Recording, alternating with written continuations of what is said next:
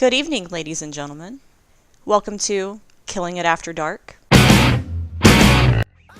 It'll be just a straight ban. And I think I'm not saying that I'm famous enough that people know that. Like, I just think that my rules are pretty clear. And the way that we behave in the channel sort of lets people know that that's not going to be tolerated. So it's sort of a self-policing kind of thing. I've had a few myself come in. Like one day I had somebody, that person came in trying to mom shame me. I had literally just sat down. I think I'd been playing for maybe almost 30 minutes. But I had been up since 5 o'clock in the morning. Laundry, breakfast, feeding the family.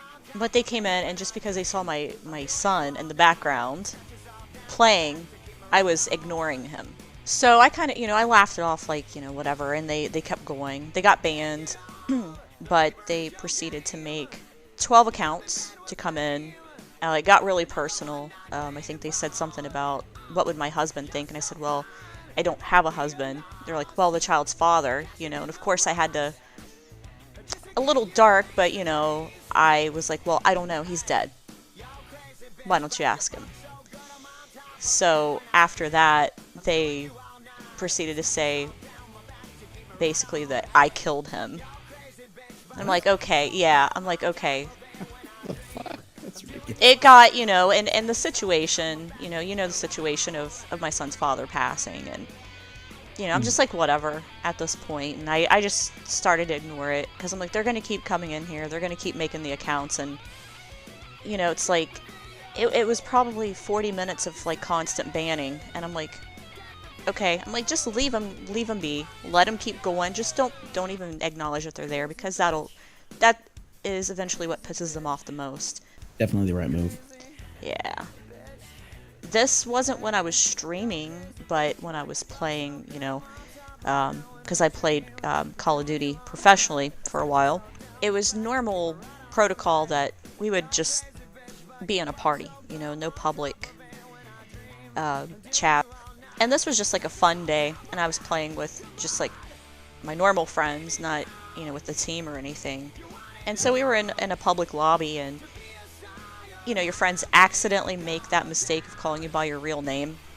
Oh no. And you're talking about stuff, you're just talking.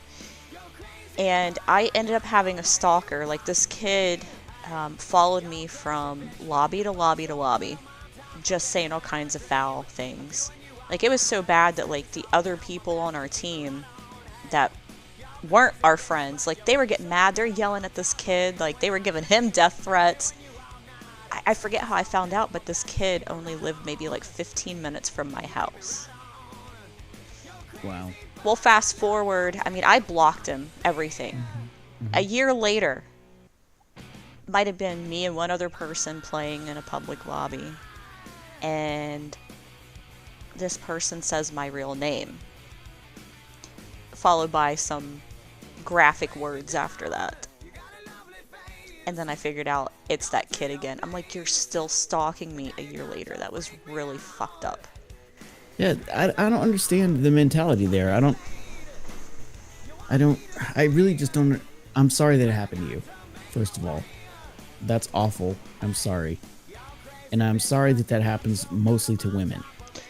Yeah, I've heard a lot of shit in my time being a female playing. I've heard it all. But, eventually you kind of just either ignore it or you give them a dose of their own medicine. So yeah, but like, you shouldn't have to. It's bullshit. Anyway, so yeah, the whole gender thing aside, like, I don't understand the mentality, like the focus, the obsession. I don't understand what they're hoping to get from that. Like, I don't. Because I think it's because they don't have power outside of, being behind the keyboard or a controller, screen, whatever. Mm-hmm. They probably have issues in their lives. They're picked on. So you think they gain some sort of sense of power? Oh, yeah, I do. Feeling fear and creepiness from that? Oh, yeah, I do. Probably it just fills their ego like, oh, I made somebody upset. Outside of gaming. Uh-oh. Ask me anything. AMA, make it happen. Oh, anything. Okay. Bring it on. I'm not afraid. Any awkward dates? Things that's happened on dates? Or just, you know, sexy time? Like a midget just crawled out of the bed, or I don't know. I mean, or come running out of the closet, the gimp jumped out of the box, I don't know. I thought I locked that box, okay?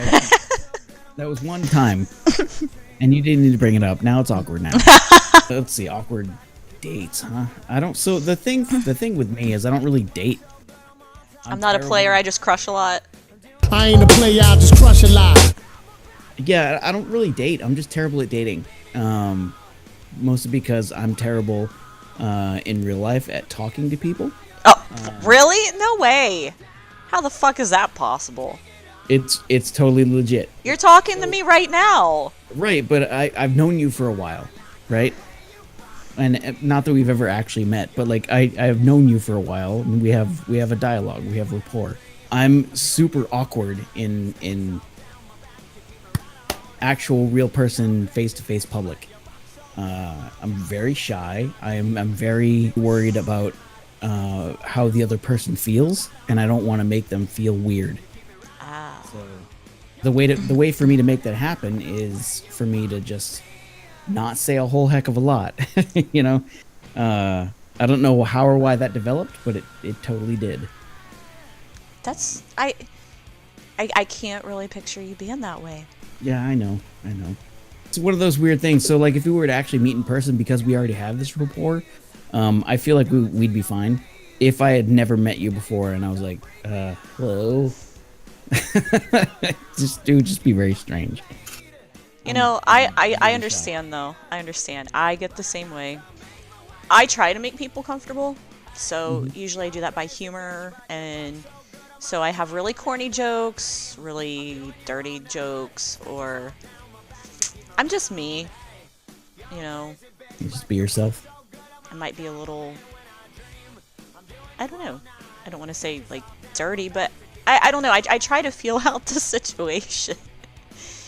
Phrasing. Yeah, phrasing. Yeah, that happens too. I'm not always trying to have bad phrasing. It just... Okay, so honestly, that is part of my social awkwardness, if you really want to know. Things would just... They would just come out the wrong way. And people look at me funny, and I would get really embarrassed, but I actually embrace that now, and that's... I just keep rolling with it, so... Yeah, that's the way to do it. Some people are like, oh, you're doing it on purpose. I'm like, not all the time. I'm gonna say maybe 5% of the time it's on purpose. That's funny. Then I'll get to where, you know, it kind of gets... You get, like, the diarrhea of the mouth, and I'm like... I'll walk away, I'm like, why did I just say that? Yeah. So then, but the thing is, if I'm quiet, though, I have permanent resting bitch face. I've had a lot of people tell me that they were scared to come up and talk to me because they thought I was, like, angry, and I'm like, no. They're like, well, you know, your eyes, and I'm like, I can't help my eyes, I can't help it, you know, I can't help my facial structure. I am This is just my face. like, when my sister used to sit there, like, like this all day, you know, like, just smiling like an idiot, like, hi, come talk to me, you know, no. It's, you know, but it makes me feel bad that, you know, people thought I was unapproachable. So I actually get that a lot too. But that's because, so in high school I was picked on a lot. So my defense for that was to look really pissed off all the time, because then people tended to leave me alone. So I developed these lines on my... the permanent scowl lines? Yeah, there's a crease between my eyes that just comes really easily because I was always phrasing in high school. That's right. Hey, come on over. I got some cream that'll take care of that shit for you. I'll be right there. We will hook it up. See you later. Good night. That's good products. You keep me right on. You're crazy.